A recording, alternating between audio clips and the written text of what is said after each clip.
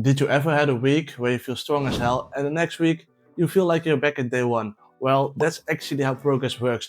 And in this video, I'm going to explain that as simple as possible so you can finally understand what's happening to your body and how you can adapt your training to this. For the first phase, we are installing our software into your body. So you already have some muscle, the hardware, and you are actually adapting your body to use that muscle. So for example, you have this circle here. Imagine that circle is the muscle. There are little tiny dots in the circle, and that's the actually max use of the muscle. So it's 20%. But after 4 weeks, you can use up to 70% of that muscle.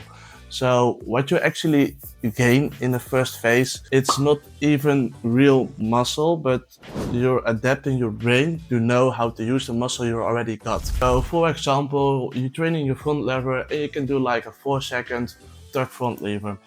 And the 4 seconds tuck front lever feel really shaky and your coordination is not really good. This is not lacking of strength, but this is actually your brain getting to know to that new skill you're training for. And after 4 weeks, your brain starts to know, oh, this is the movement I got to do and these muscles I have to activate. At the end of the 4 weeks, you can probably hold it a little bit longer, but also it's less shaky than it was in the beginning. That's the adaptation of your brain to your body. And that's what's happening in phase 1. Okay, now we have arrived in phase 2. And phase 2 happens from week 5 to week 8. And in this phase, you're actually upgrading your software, but also upgrading your hardware a little bit, because your brain, the software, knows how to actually use the muscle for that skill you want. For example, the front lever. Now it starts to actually adapt your hardware to that movement, so you can get a little bit stronger muscle for that same movement. And what's happening is you go from an 8-second tuck front lever to like a 15-second tuck front lever. Okay, now we go to phase 3. This phase is happening from week 9 to week 12. And in this phase, you're building on your hardware.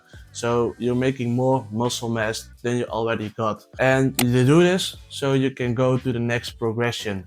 So for example, you can do your tuck front lever for 15 seconds. And you can do that more often. You're training harder and your muscle is growing.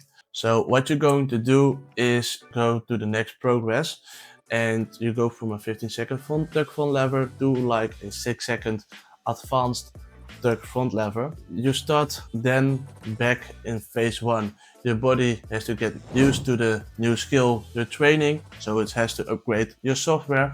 After that, it goes better and you're getting all the way back to phase 3. In phase 3, you're upgrading your progress again, and you go for a straddle front lever or a 1-leg front lever. And after that, you go to phase 1, phase 2, phase 3. That's actually how your body adapts. Okay, but this was like a perfect example for what's happening inside your body. But this doesn't explain why you feel like strong in week 1 and weak in week 2. And that's what I'm going to explain in the next few minutes. Okay, before I'm going to explain why you feel strong in week 1 and weak in week 2, make sure you subscribe to this channel, because I've got more videos coming about how to gain actually real calisthenic strength and how you can train your skills properly. So don't miss out. But the reality of progress is that it doesn't come in a straight line, it comes in waves. And these waves you have to follow, because it's a sign of your body. We have talked about neural adaptation is your software of your body. It's the same as your central nervous system. So in this case, we're talking about the central nervous system. You probably are overtraining your software, and you can feel that because in week 1 you can do like an 8-second front lever, and in week 2 you do like 4 seconds and it feels insanely hard to do it. And that is the sign of your body that you're overtraining your software. And when you're overtraining your software, you have to take in a deload week. And in this deload week, you're going to decrease your intensity, decrease your volume of your training, and let your body recover your software, so your central nervous system. And this can happen like every 4 to 6 weeks, and maybe a little bit sooner, maybe a little bit later, but listen to your body when this happens. You have to follow the waves. But how do you train actually your central nervous system? And I already explained this in the beginning of the video. Like, you're in phase 3, you can do like a 15-second tuck front lever.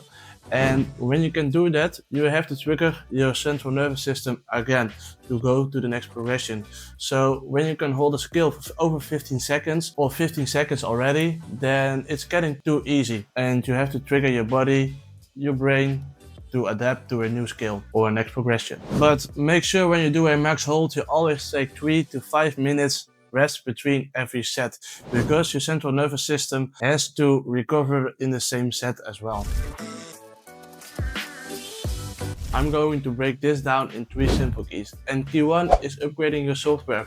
So you start trying to learn a new skill and you let your body adapt to that new skill. The second key is train your intensity. When you can hold your 15-second tuck front lever, train a harder skill, a harder progression. And the last key is respect your central nervous system, or respect your software.